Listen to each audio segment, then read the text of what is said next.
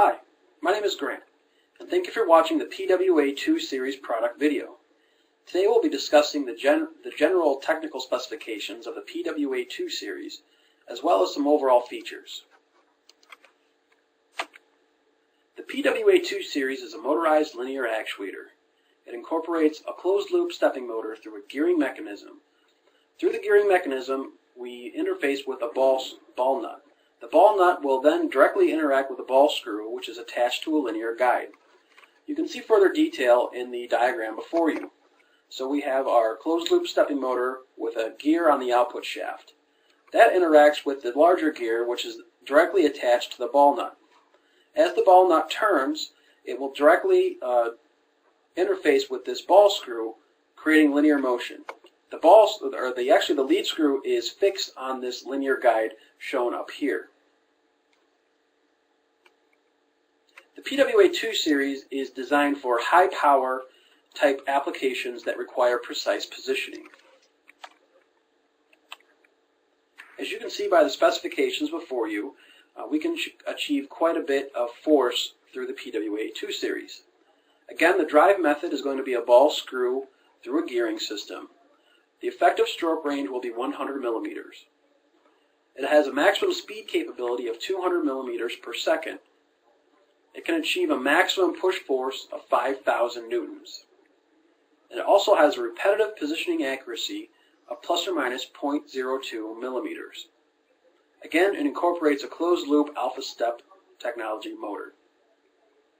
The PWA series is available in two different frame sizes, the PWA6 or the PWA8. It is available in single phase 100 to 115 or single phase 200 to 215. The PWA6 has a maximum thrust capability of 1,000 newtons, where the PWA8 has a maximum thrust capability of 5,000 newtons.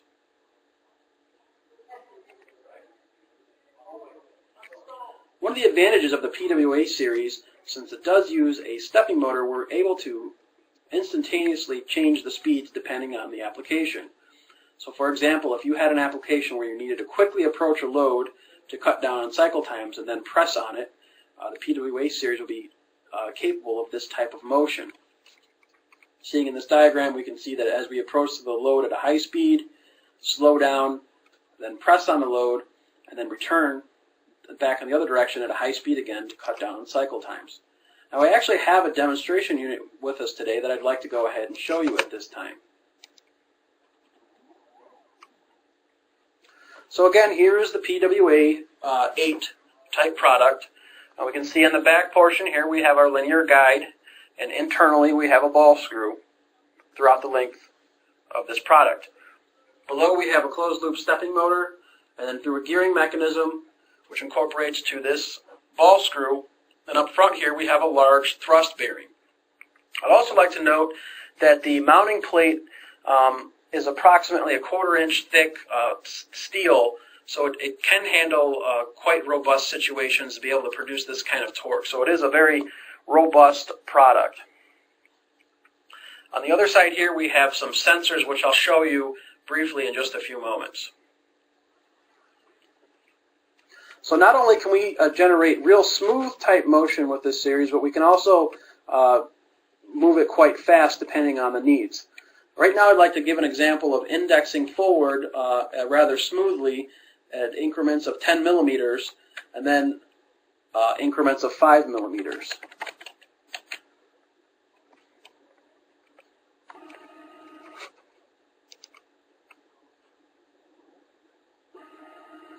Again, we're indexing 10 millimeters at a rate of about 10 millimeters a second.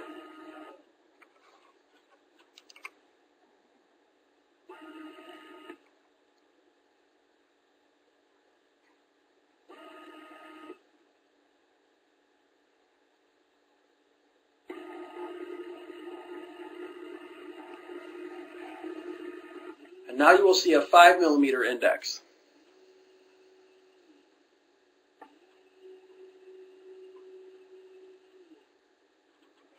So not only is it capable of achieving real smooth type precise movements, but we can also do quite fast movements as well.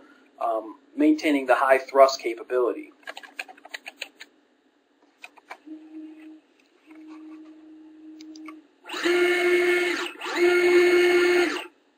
So that would be an example of a quick return back and forth capability.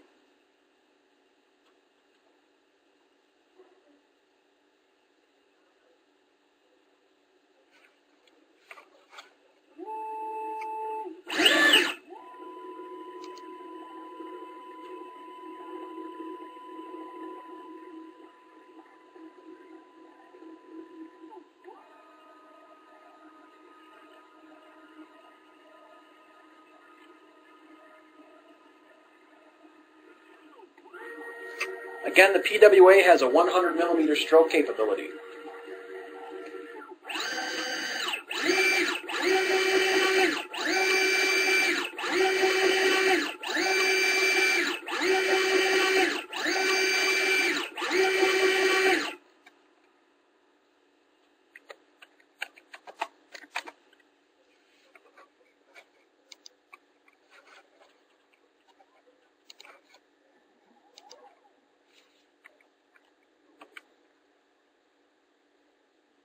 I'd also like to point out that the PWA2 series does have built-in limit and home sensors.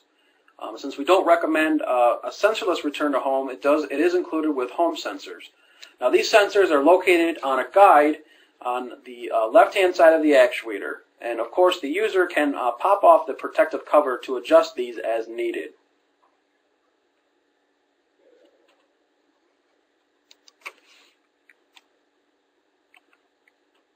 And actually at this time I'd like to go ahead and show you those sensors.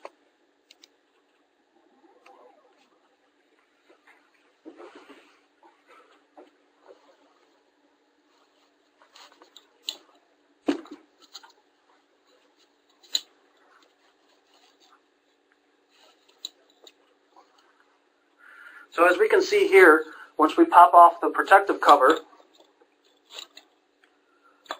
we have adjustment screws for each one of the sensors, the 2 limits and the home.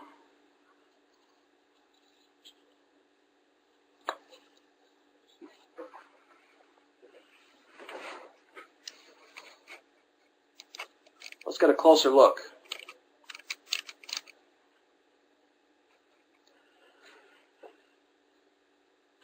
There's 3 different Allen bolts to be able to make adjustments.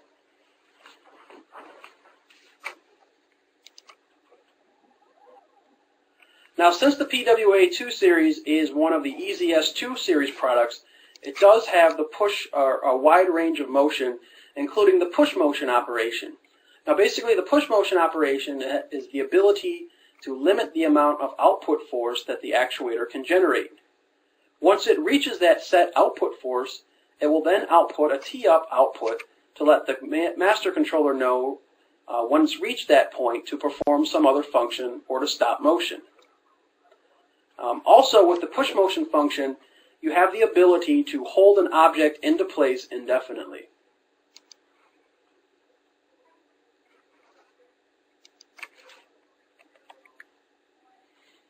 Now, these 2 charts are going to show some basic data when using the push function.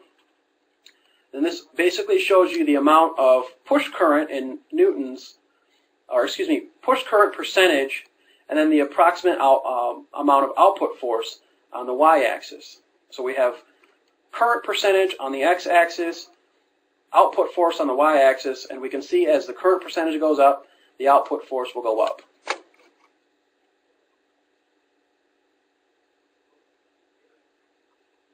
Typically, we suggest running a push motion operator at about 6 millimeters per second or less. Now, the part number breakdown for the PWA series, we have a 6 for a frame width of 87 millimeters, 8 for a frame width of 130 millimeters. We have a lead of either 5 millimeters for the PWA 6 or 1.6 millimeters for the PWA 8. We have an effective stroke of 100 millimeters. Now, we do have magnetic brake options available for both the PWA 6 and 8. And we also have either single-phase 100 to 115 volt AC input or 200 to 230 volt AC input. Now, the PWA will include a drive/controller. To utilize the stored data type controller, you would either need to use the Teaching Pendant EZT1 or the EZ82 data editing software. For more information on the Common Controller, please view the Common Controller video. The second option to use the PWA would be in the driver mode, and this would essentially accept a step and direction signal from a PLC or motion controller. It would interpret that signal and then create motion via that signal.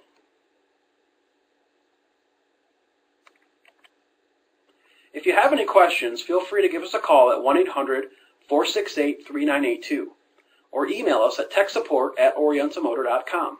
My name is Grant, and thank you for watching.